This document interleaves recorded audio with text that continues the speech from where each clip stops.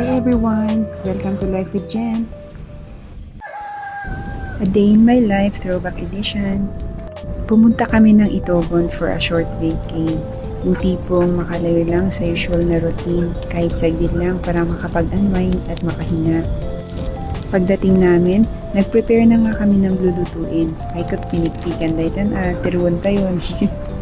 Yes, ako yan. Kahit papano amok mo at nagparty ti manok. Charot! Ang gamit ko nga pala dito ay yung butane torch can. Ang handy nito sobra at super dali niya lang po gamitin. Mabilis at hindi ka mahihirapan kasi super easy niya lang talaga gamitin. Kita nyo naman sa video ko.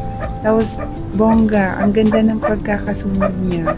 Labas talaga yung mantika ng manok. Kaya kung mahilig kayo or mahilig kang magluto, magagamit mo to. At kung mahilig ka man mag-outdoor cooking, highly recommended ko talaga to.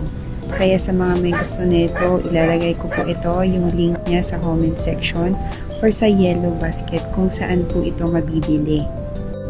Habang pine-prepare namin yung manok, tignan nyo naman ang gaganda ng halaman dito.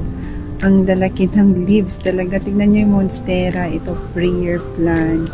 Ang gaganda ng leaves nila, no? Yung mga dahon nila.